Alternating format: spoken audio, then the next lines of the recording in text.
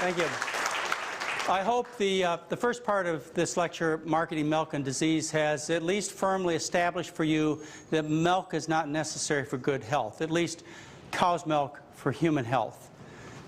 Now I'm going to tell you about the real negative aspects of consuming dairy products and buying into the dairy industry's very well-known message, and of course one that's highly financed.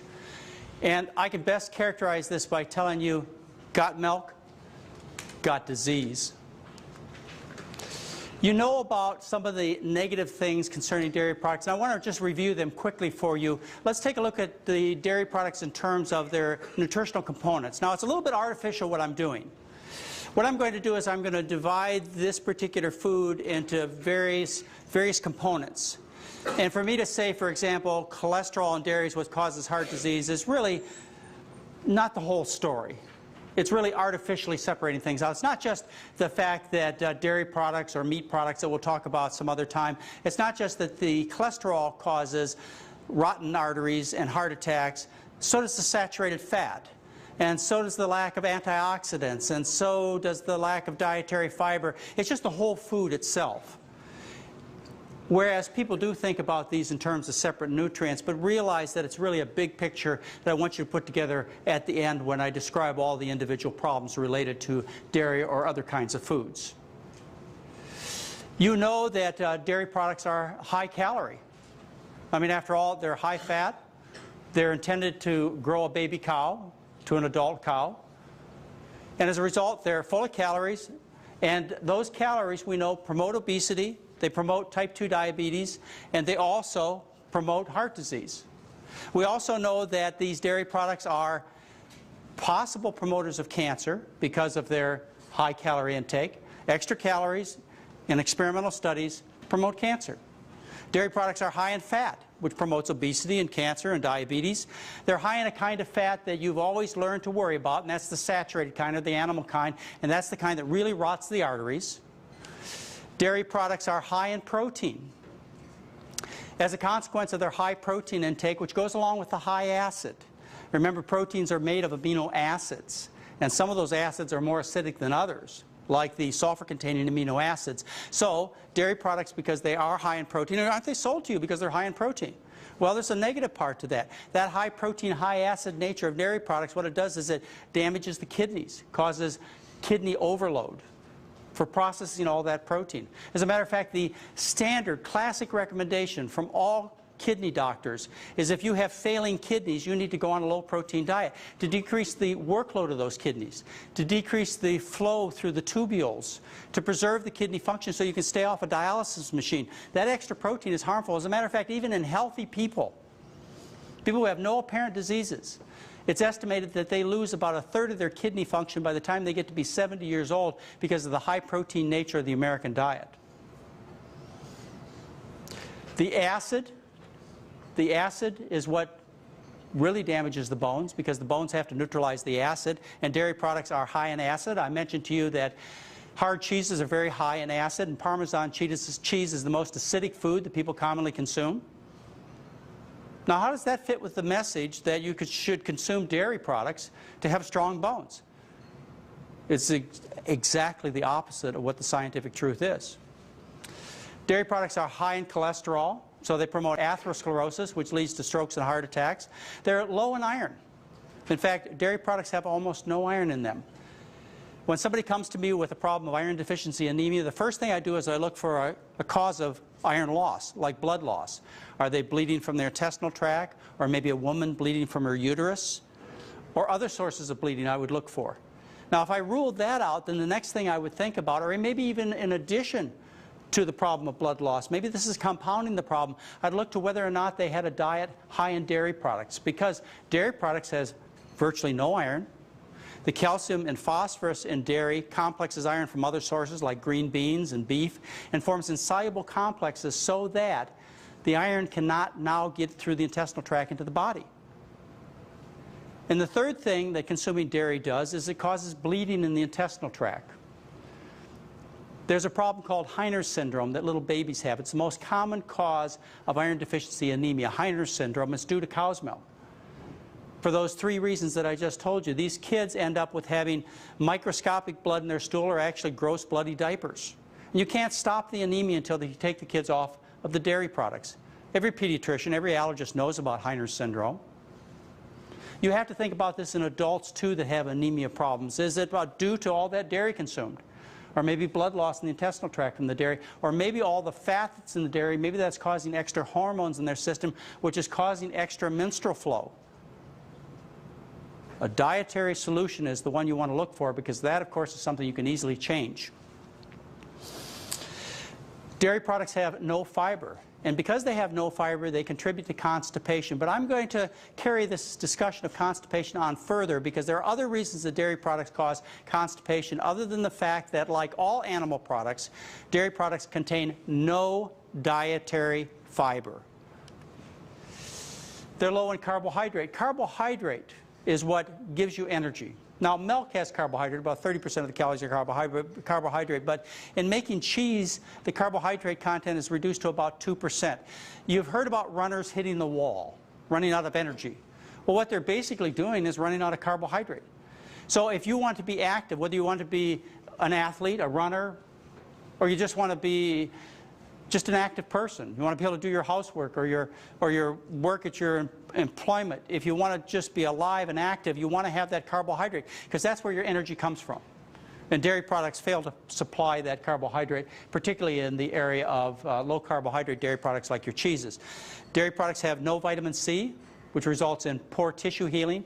And if it gets severe enough, low vitamin C, then you get a condition called scurvy. And it results in degenerative diseases because dairy products, the fat that they do have is of the unessential type. Remember, we talked about how essential fats come from plant foods. Your omega-3 and your omega-6 fats, they come from plant foods. Well, dairy products are animal products, and as a result, they don't contain many of these essential fats. As a matter of fact, 97% of the fats are the unessential saturated type. So you result in fatty acid deficiency. And there's concern that certain neurologic problems, such as multiple sclerosis, may have their foundation in feeding young kids too many dairy products and also too many other animal products. And as a result, they develop a weakened nervous system, because the nervous system is made from these essential fats. And as a result, they develop a nervous system that is later on susceptible to other things, such as autoimmune problems or viruses. Dairy products are sufficient in something that they won't brag about. Dairy products, as a matter of fact, will have lots and lots of something they won't brag about, the dairy industry won't brag about, and that is environmental contaminants, like DDT and PCB and heptachlor. The environmental contaminants that get into your body are a consequence of consuming high-fat animal products. These environmental contaminants result in serious problems such as cancer. Breast cancer has been studied by many researchers and published in many scientific journals as to have been caused or promoted by these environmental chemicals. They get into you through the food that you consume, and particularly the animal products. Parkinson's disease, other kinds of neurologic problems that result in you having difficulty thinking are consequences of these environmental chemicals. As a result, also these environmental chemicals will cause hormone problems in people. Dairy products have something unique that makes them a bit different than animal foods, and that is that their proteins are highly allergenic. You may have heard that the #1 cause of food allergy in children as well as adults is dairy products. You may have heard doctors say, or mothers come back and tell you that that I took my child to a doctor with a runny nose or ear problems or other allergies. The first thing the doctor said is take them off the dairy products. Well, there are other serious allergy-type problems that we call autoimmune diseases, like rheumatoid arthritis or lupus or type 1 diabetes, that also are initiated by the dairy protein, which makes them a bit unique than other animal products. And also, dairy products are full of microbes.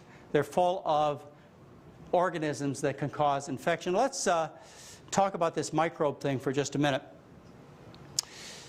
Dairy products are pure white. But one of the reasons they're white, the dairy industry will not brag about, and that's because part of their whiteness comes from white blood cells. White blood cells are commonly called pus cells. Now, I want you to know that the dairy industry, they have rules. And they're conscientious about their products, and they set up a rule back in 1993 that said that a milliliter of milk cannot contain more than 3/4 of a million pus cells. No more than 750,000 pus cells per cc of milk. A cc is about 1/30 of an ounce. And I want you to know that the dairy industry, they stick by their rules. As a matter of fact, there was a study recently published where they looked at the milk in New York State, and they found on average there were 363,000 pus cells per cc of milk examined. Now those white blood cells, they had to be there for a reason. They had to fight off the nearly 25,000 bacteria that were found in the milk, and those bacteria were there to fight off infections that are common in the cows. I love that advertisement that they put out for the dairy industry about the milk mustache. But it's not truth in advertisement. If it was truth in advertisement, they'd have that mustache properly labeled. They'd say this milk mustache, it contains 250,000 pus cells and about 25,000 bacteria. You think you'll find a movie star or other personality carry a milk mustache with that particular labeling on it? I don't think so.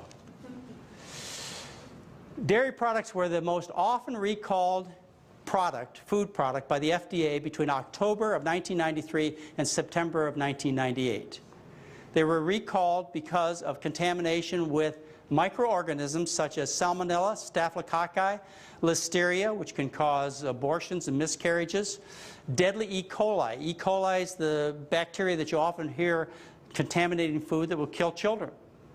Also a bacteria called Mycobacterium paratuberculosis, which is believed to be involved in the development of Crohn's disease. There's one infection problem that the dairy industry, I believe, tries to keep quiet. I'm certain they wouldn't brag about it, and I'll never see an advertisement talking to you about this particular problem. It has to do with the infection of dairy products with bovine immunodeficiency virus.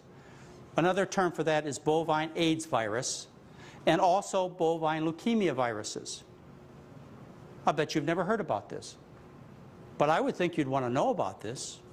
How common is this? Well, in the United States, results showed an average of 40% of beef herds and 64% of dairy herds are infected with bovine AIDS virus. Right now, in the United States of America, 9 out of 10 herds are infected with bovine leukemia viruses. In other words, you can pretty much plan, if you serve a glass of milk or any other dairy product, you can pretty much plan that they're going to be infected with these bovine AIDS and bovine leukemia viruses because they take milk from various herds and they mix them up in vats, and then these vats of milk from thousands of different cows go on to make the dairy products. Virtually all of the dairy products are infected. Now in Canada, the rate is 70%. Argentina, the rate of infection is 84% for bovine leukemia viruses. When you look around the world, when you find countries that depend upon dairy and beef cattle for their economy, you will find very high infection rates. This has changed in one particular country. Finland started 30 years ago an eradication program, and just last year, Finland announced that it has eradicated bovine leukemia viruses from its herd. So there are some parts of the world, there are some governments, there are some researchers involved in making rules that really take this problem seriously.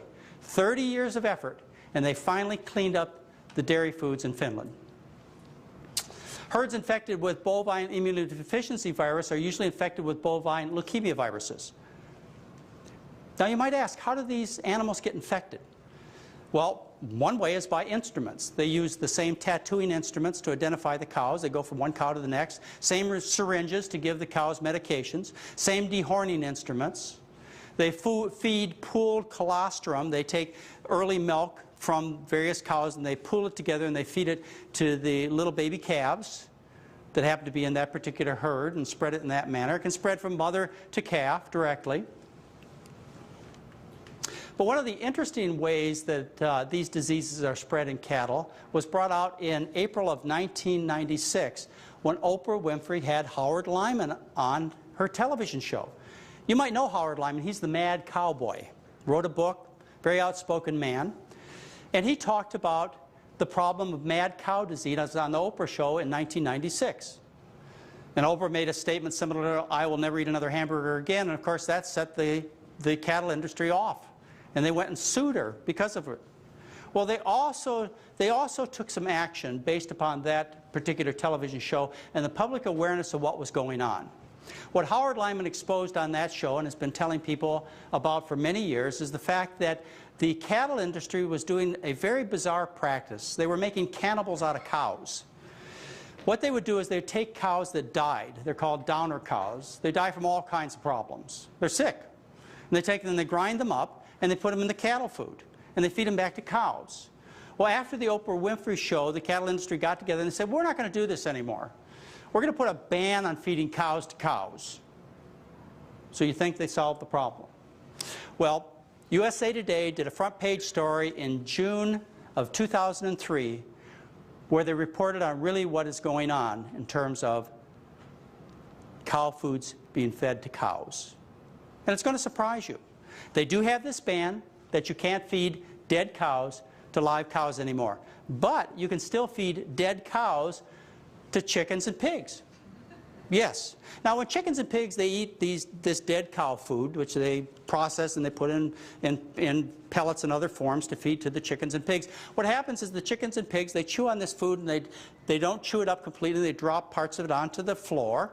And then some of that cow, that dead cow food, goes through the chicken and pigs and ends up being excreted onto the cow floor, partially undigested.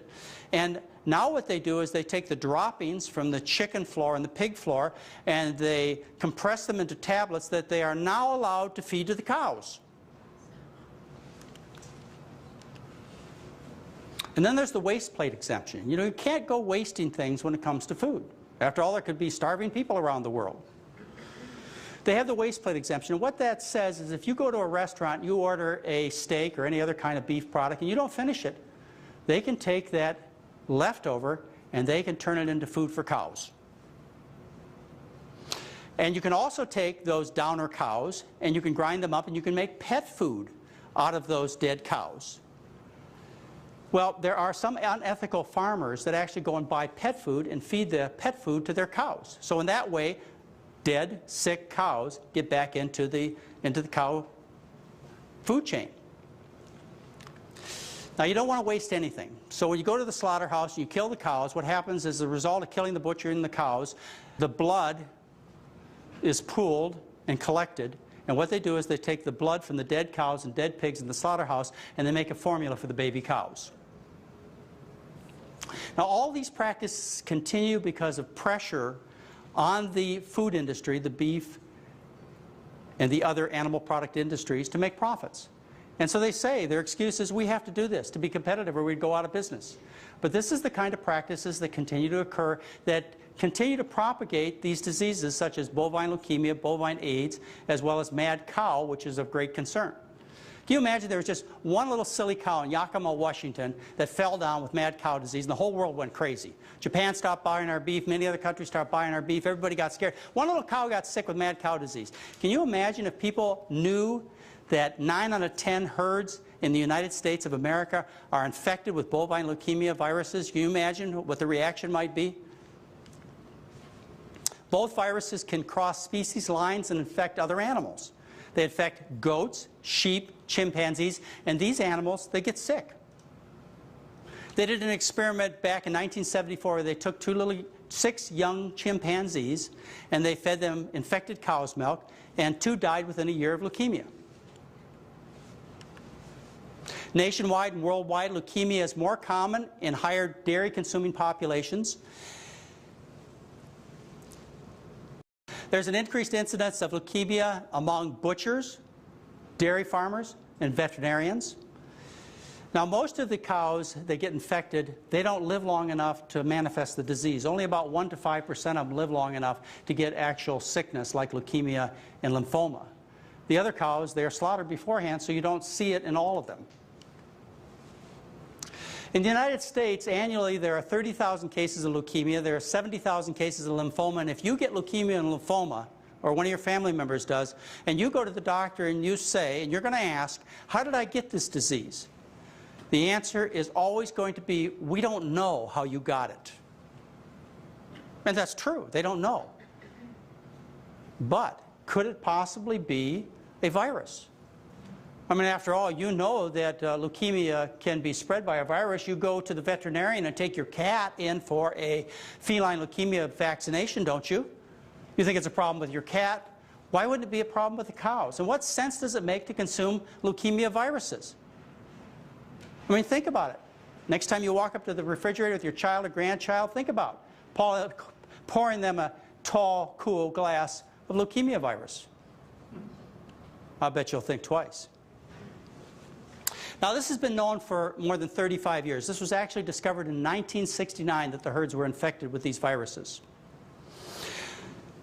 The excuse has been by the cattle industry and the United States Department of Agriculture that this is not a problem for people. It's okay for these viruses to be in the cows.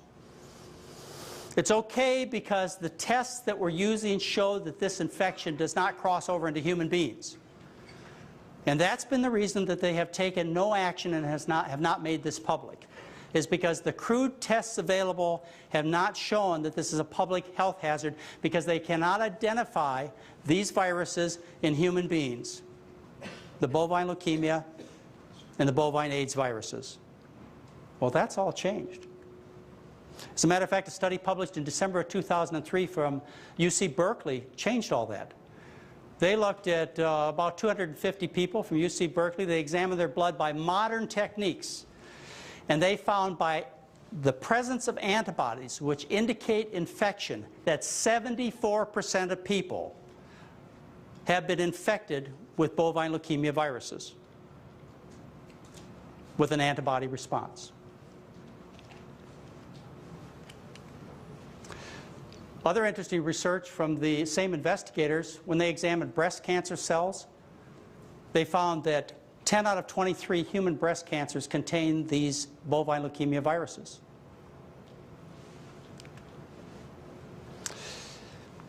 Milk is promoted to children, and it's promoted to children aggressively.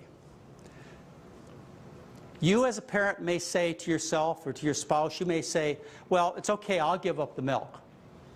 Because I'm an adult, I'm through growing, but not the kids, not the grandkids. It's absolutely necessary for them to consume milk because of growth. They've got to have healthy bones.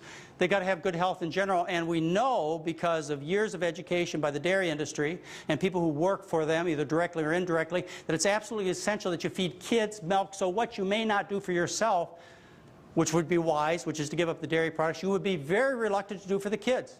I ask you to rethink that. The dairy industry has teamed up with the school board to develop programs to take and sell kids dairy products. And on the internet you'll find statements as to their efforts.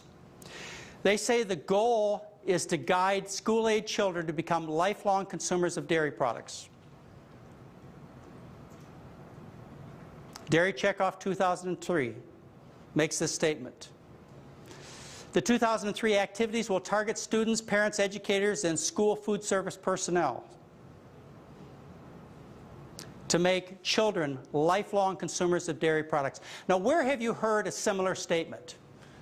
To target children to make them lifelong consumers. That's right, for the tobacco industry. Almost the exact words. And the consequences I'm trying to share with you are very similar. Annual milk consumption of children between the ages of 6 and 12 increased to 28 gallons per child per year. Children under the age of 18 drink 46% of the milk. Their efforts work.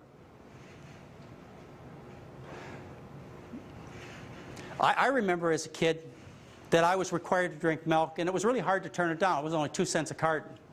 But I absolutely hated it. I could hardly get through those school milk lunch programs when I had to drink the milk, unless it was chocolate milk. Then I could get it down. Well, that's one of the things, of course, that the dairy industry is doing, is they're flavoring the milk with chocolate and strawberry. They're putting fancy cartons and straws and all kinds of promotional deals to get these kids to drink the milk. And they're succeeding. And you as parents, you as consumers, probably believe this is in your children's best interest. It's not.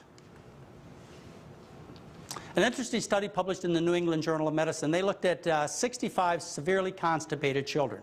Now, to get into that category of severely constipated, you had to have a bowel movement every 3 to 15 days, and that was almost always initiated with a laxative, strong laxatives. And they took these kids, and they took them off dairy products. And what they found is that nearly 70% were completely cured almost overnight by taking the kids off dairy products. When they examined the children's bowels, they found inflammatory reaction in the bowel tissue. They found that these kids had fissures and other things that caused them terrible pain related to the constipation caused by the dairy products. Now, they took these children 8 to 12 months later and they put all the kids back on dairy products, and all the children who had originally responded redeveloped constipation. Now, this isn't just 68 kids that happened to be in this particular study. I used to be a general practitioner. For 3 years I saw kids. For 3 years I saw constipated kids in terrible pain.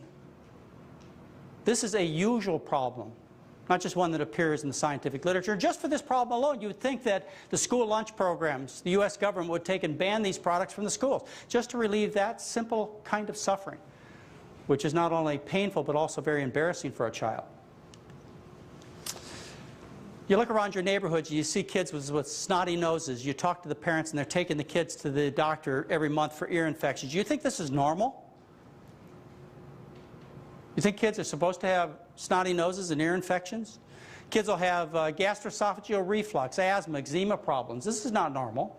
This has all been tied to the dairy product consumption that's encouraged by the dairy industry and most of us have bought into.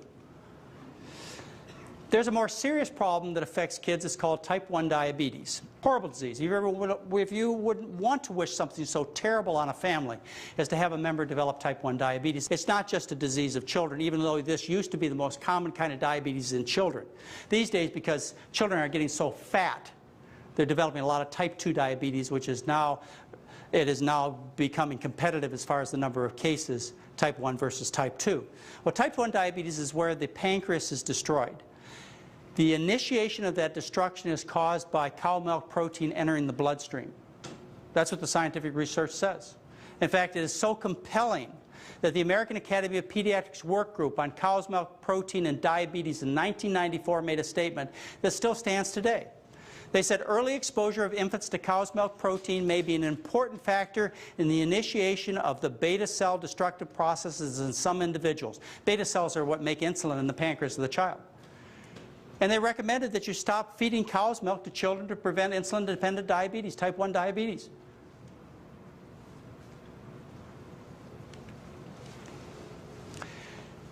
Many of you are on the internet, and if you go to the internet and you plug in cow milk or cow's milk and some interesting diseases, you'll find that the internet at the National Library of Medicine will take and provide you a tremendous amount of information on how cow's milk, particularly cow milk protein, is associated with many of our common diseases. If you go there and type in some of the following diseases, you'll find some very interesting research that shows that cow's milk is associated with or definitely the cause of various problems that are quite serious and quite common, like canker sores, tonsil enlargement. You think it's normal to have enlarged tonsils? These tonsils are enlarged to take and defend you. What they do is they serve a purpose. What happens is tonsils form a barrier at the beginning of the intestinal tract, and they're there to protect you from invading substances like viruses and bacteria. Well, one of the invading things that comes into the body that's not natural and shouldn't be there is cow milk. Not human breast milk, but cow milk. And so the tonsils enlarge, and then they eventually get worn down and infected. There's actually a study done where they took children off of cow milk with very severe tonsil enlargement, and the tonsils, they shrunk. Vomiting problems, gastroesophageal reflux, ulcer disease, various colic problems. Even children that are breastfed. You know, children who are breastfed are not supposed to get colic? But they do if the mother consumes cow's milk. And then what happens is the cow milk protein, you can actually measure this in the mother's milk. It goes into the baby's intestinal tract and the baby gets colic. So not only do you have to breastfeed your child, you also have to have a clean diet yourself to prevent this common allergic type of reaction called colic from occurring in a breastfed baby. Lower intestinal problems are quite common also and caused by dairy products, such as bloody stools, painful defecation, constipation, as I talked to you about, colitis, Crohn's disease, and all sort of colitis have all been associated with dairy product consumption. Respiratory problems such as nasal stuffiness, runny nose, ear infections, sinusitis, asthma, wheezing problems. Bone problems such as generalized nonspecific arthritis. rheumatoid arthritis, and even juvenile rheumatoid arthritis. I want to tell you, if you want to see a sad case, a couple of times in my medical practice, I have seen children, young children who have juvenile rheumatoid arthritis. It's a terrible disease. These children, their bones don't grow. They look like refugees, like little children that would come out of a prisoner of war camp. They're usually in wheelchairs. They have little tiny jaws. Their life is, of course, very short and very painful. I have had 2 children in my practice who have, their parents have understood the message that this can be caused by cow's milk consumption, and both those kids were cured of juvenile rheumatoid arthritis. And by the way, that happens to also be published in a British medical journal. Lupus, other kinds of arthritis, dairy products are what you want to think of first. Skin problems like rashes, atopic dermatitis, eczema, seborrhea, and hives.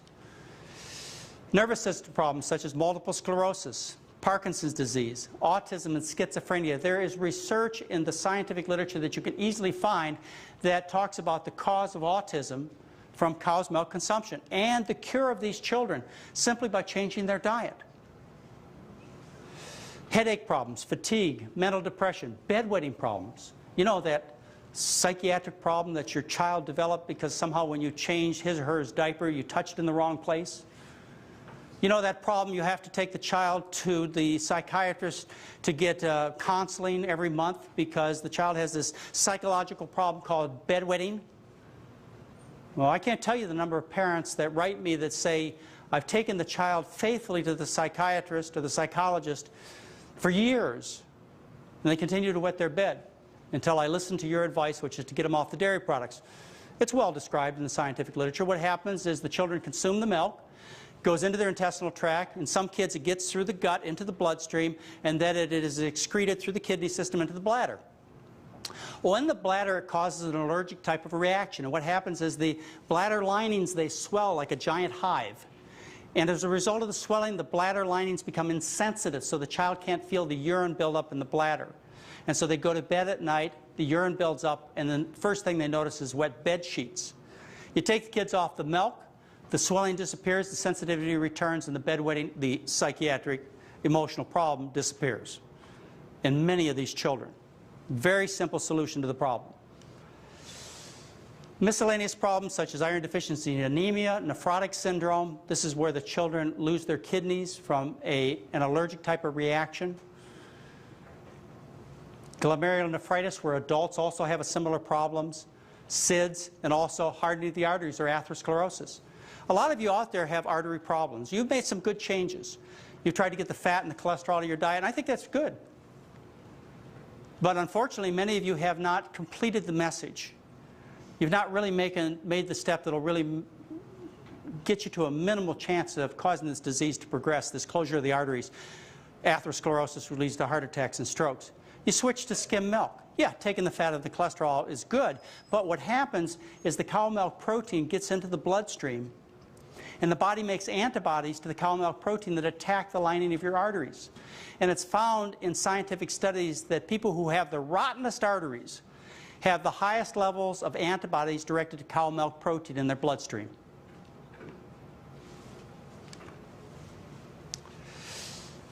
The dairy industry is well aware of these problems. I've been discussing these problems with them for decades, and their only rebuttal is money, $166 million a year.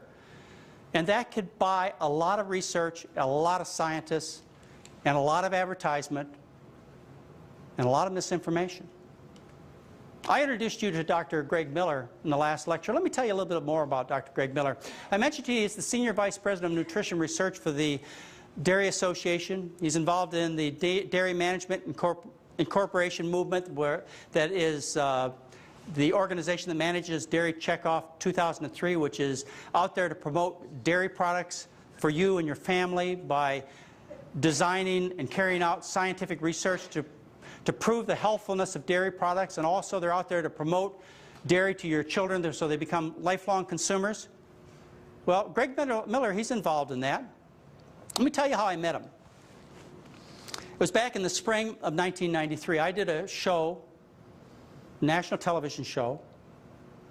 It was on a program called Lifestyle Magazine that I had a regular segment on. And I had a guest on the show. His name was Dr. Virgil Hulse.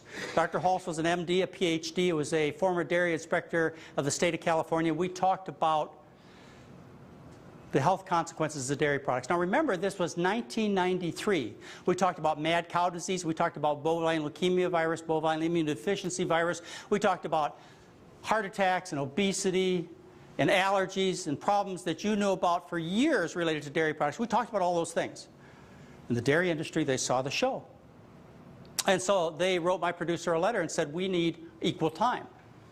And my producer wrote back and said, okay, fine, you can have equal time.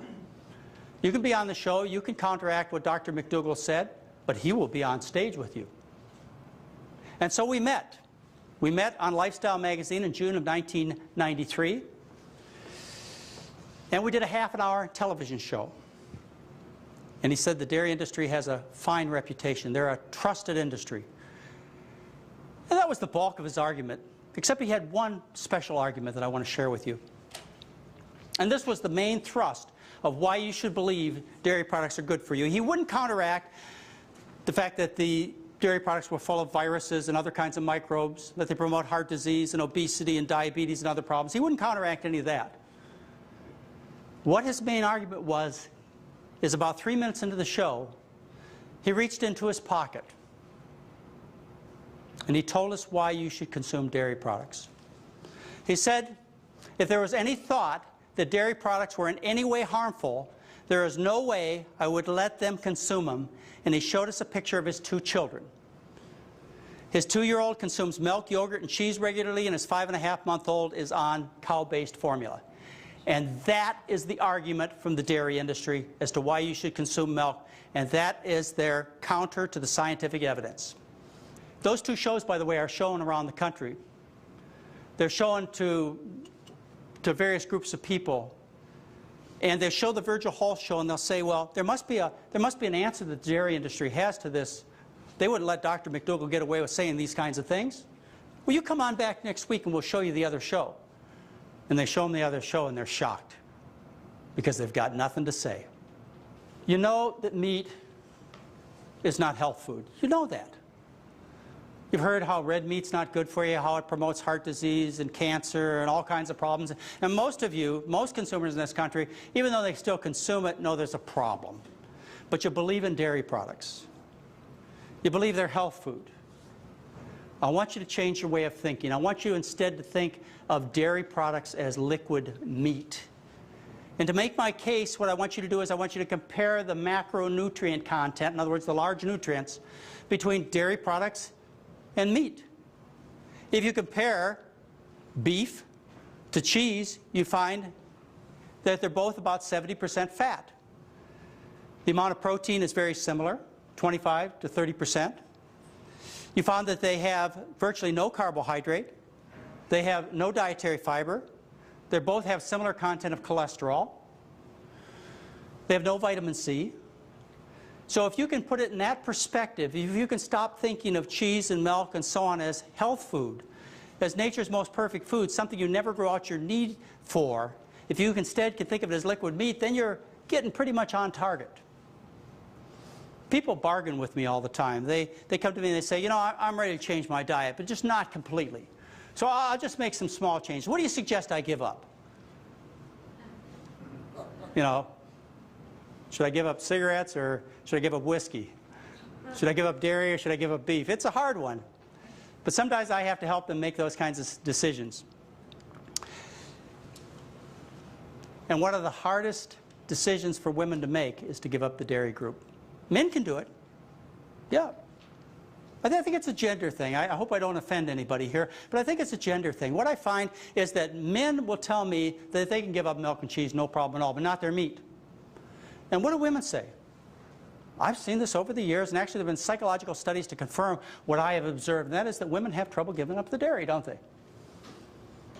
You know, I think it's because it's kind of a traditional woman kind of thing. You know, it's associated with mothering, with nurturing. It's a domestic thing. Remember, women used to stay around the village and milk the cows. It's kind of a homegrown type thing, dairy products. It's a home-associated industry.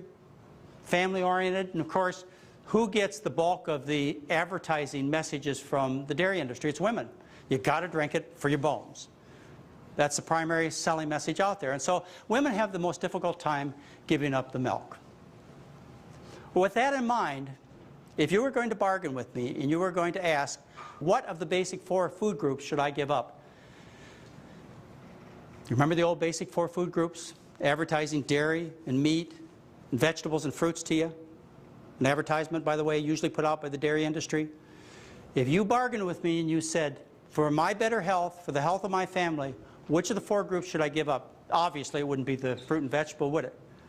But when it came to the dairy or the meat group, I'd tell you, give up the dairy. Why? Because it has similar problems, as I showed you the macronutrient content, as the meat groups, but it has additional problems, such as the autoimmune and the allergy problems. But the biggest problem is that you believe it's health food. And so you eat it without guilt. And you feed it to your kids that way. And that's very wrong. So I hope I've given you a chance to rethink this.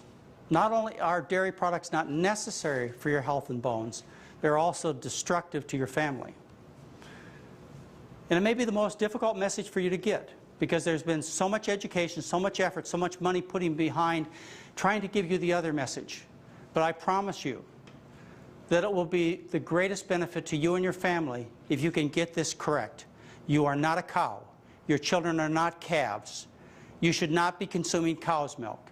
It is a serious health hazard. Thank you very much.